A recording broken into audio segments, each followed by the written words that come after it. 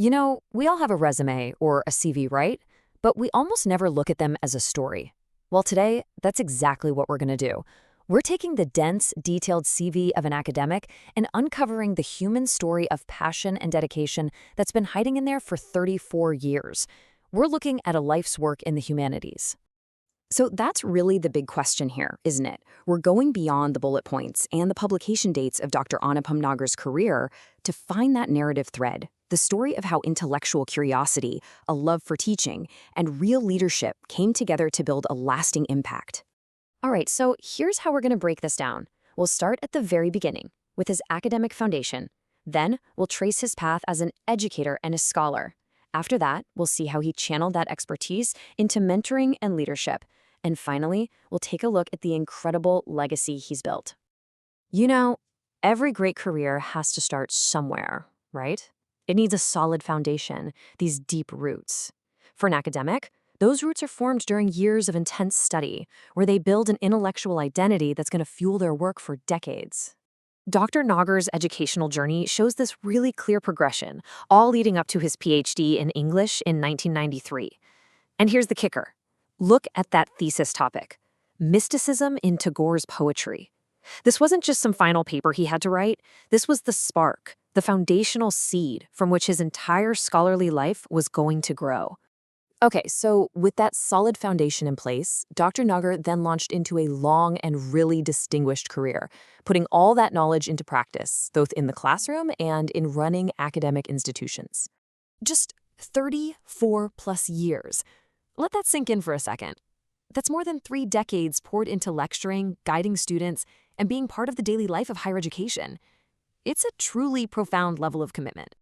And you can really see the journey here. It's this clear upward path. He kicks things off as a lecturer in 91, but you see this steady climb, moving up to a university reader, and then boom, taking on his first headlining role as principal in 2004. This shows a career that grew from teaching students to leading entire colleges. But, a scholar's impact isn't just in the classroom. It's really measured by their contributions to the global conversation through their research and writing. This is where we get to hear the scholar's own voice. The sheer volume of his work is just staggering.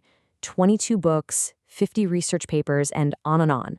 So how do you even begin to wrap your head around all of that? Well, the key is to look past the numbers and find the patterns, the recurring themes that tie it all together. And this is where it gets really interesting. This chart basically visualizes the intellectual heart of his career. Remember that PhD on Tagore? Well, look at that. It's the core of everything.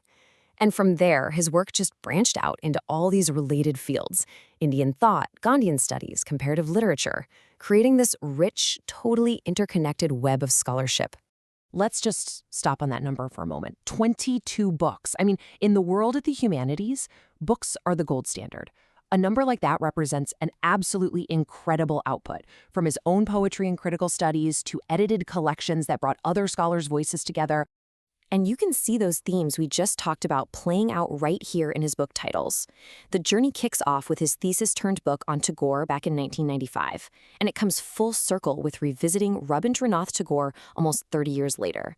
And in between, you can see all those explorations of Gandhian thought and his comparative work on Thoreau. It all ties together. So beyond his own writing, a huge part of a career like this is the impact you have on other people. Dr. Nagar has played a crucial role in shaping the next generation of scholars and really contributing to the governance of academic institutions. And this right here, this is how you build a legacy. He's already guided 10 PhD students all the way through, and he's got 3 more on the go right now. Each one of those dissertations is like a new branch of knowledge growing directly from his mentorship. This is how an entire field expands, one scholar at a time. And his leadership wasn't just confined to his own college. By serving on university senates and boards, he helped shape academic policy on a much bigger systemic level. And by organizing all these seminars, he created these vital platforms for other scholars to share their work on the very topics he cared about, from Thoreau to Mahatma Gandhi. All right, so when you pour your life into something, people start to notice, and that brings us to the formal recognition Dr. Nagar has received over the years for all of his contributions. What's cool about this timeline of awards is that it tells its own story. It's not just one type of achievement.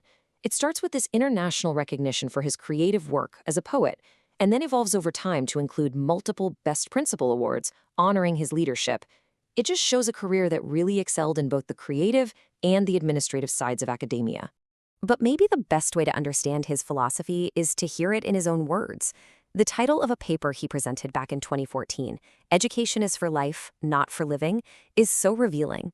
It's this idea that learning isn't just about getting a job. It's about building a richer, more meaningful human experience. So, when you put it all together, what do you see? It's pretty clear you can't just slap one label on this career. He's a scholar, publishing his work. He's an educator, shaping young minds. An administrator, leading institutions. A poet, being creative. And a mentor, guiding the next generation. And this whole journey, deconstructing this one incredible career, really leaves us with a bigger question to chew on. In a world that's so focused on rapid change and technology, what can we learn from a life that's been devoted to the enduring power of literature, philosophy, and education? What's the value of that kind of dedication today? That's definitely something we're thinking about.